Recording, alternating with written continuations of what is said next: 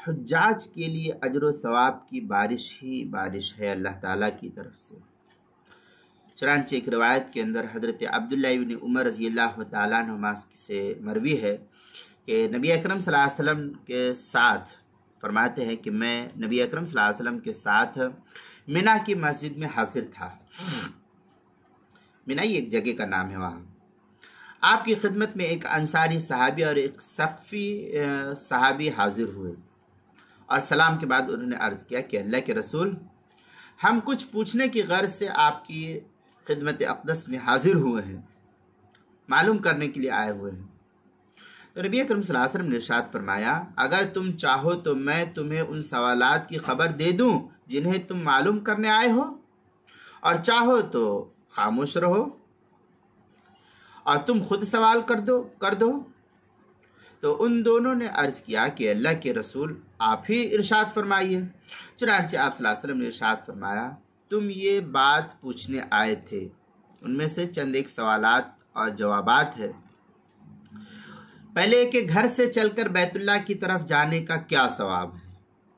दूसरे के तवाफ के बाद की 2 रकातों का क्या अजर है? तीसरे के सफ़ा मरवा की सई का क्या बदला है? चौथे के वकूफ़ अरफा की क्या जज़ा है, बदला क्या है? पांचवे के कंकरी मारने पर क्या अजर मिलता है? छठे के कुर्बानी करने से इंसान किस सवाब का मुस्तहिक होता है? ये सुनकर उन दोनों साहबियों ने फरमाया कि उस ज़ात की कसम जिसने आपको नबी बरहक बना करके भेजा है, हम यही सवालात करने की गर्ज से आपकी खिदमत अक़दस में हाजिर हुए थे। तो उस पर आप सल्लल्लाहु अलैहि वसल्लम ने तरतीब वार फरमाया। पहला एक फरमाया, फ़इन्नका इज़ा खरजता मिन बैतिका तउम्मुल बैतल हराम ला तदअु नाक़तुका खुफ़्फ़न वला तरफ़अहु इल्ला कतबल्लाहु लक बिही हसनतन व महा अनका खतीअतन। ये पहला हुक्म। जब तुम अपने घर से मस्जिद हराम की कस्द से चलते हो, इरादे से चलते हो, तो तुम्हारी सवारी के कदम कदम पर एक नेकी लिखी जाती है और तुम्हारी एक गलती माफ कर दी जाती है। दूसरे ये कि व अम्मा रकाता का बाद तवाफी का इत्क़ी रक़बतिन मिन बनी इस्माइल। और दूसरा हुक्म ये कि तवाफ के बाद की 2 रकातों का अजर बनी इस्माइल के गुलाम को आज़ाद करने के बराबर सवाब है। तीसरा हुक्म, व अम्मा तवाफ़ु का बिस्सफ़ा वल मरवती का इत्क़ी 70 रक़बतन। तर्जमा, और सफ़ा और मरवा की सई का सवाब 70 गुलामों को आज़ाद करने के मिस्ल सवाब है।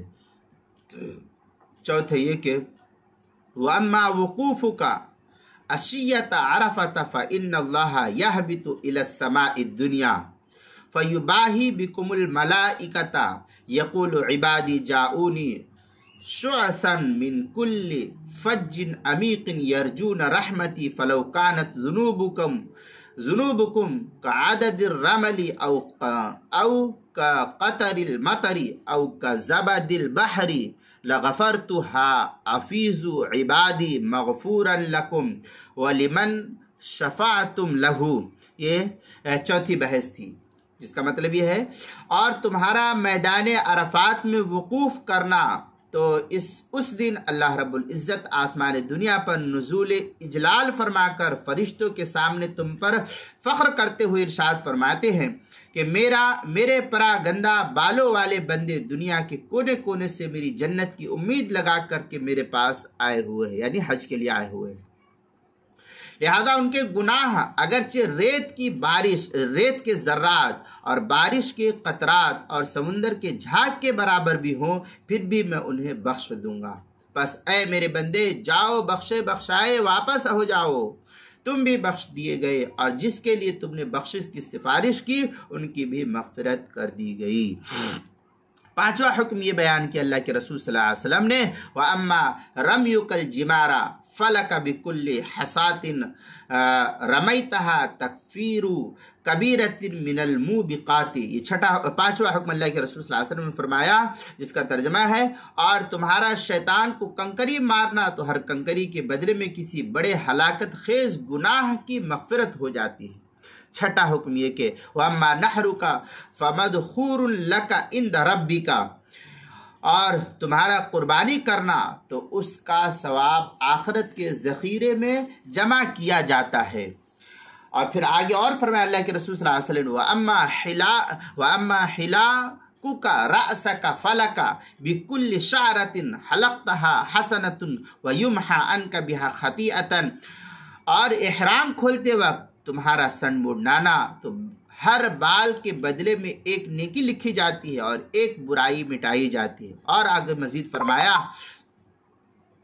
व अम्मा तवाफुका बिल बैति बअद ज़ालिका फ़इन्नका ततव्वुन वला ज़ंब लका याती मलकुन हत्ता यज़ा यदैहि बैन कतिफ़ैका फ़यक़ूलु इअमल फ़ीमा तस्तक़बिलु फ़क़द गुफ़िर लका मा मज़ा। ये नकल किया, जिसका तर्जमा है, और जब तुम इसके बाद तवाफ़ ज़ियारत करते हो तो तुम गुनाहों से बिल्कुल पाक साफ होते हो, और एक फरिश्ता तुम्हारे दोनों शानों के दरमियान हाथ रखकर कहता है, अब आइंदा के लिए 80 आमाल करो, तुम्हारे गुज़िश्ता सारे गुनाह माफ़ कर दिए गए। ये रवायत जो है तबरानी कबीर की है और बज़ार में नकल किया है। क़ाल अल-मुअल्ला लिखते हैं, वहिया तरीक़ु ला बअस बिहा रवातुहा कुल्लुहुम मौसूक़ून। ये रवायत जो है तबरानी से नकल किया, तरग़ीब व तरहीब के सफ़ा 262 पर इसको नकल किया। इसी तरीक़े से जो है किताबुल मसाइल की तीसरी जिल्द सफ़ा 65, सफ़ा 66 और सफ़ा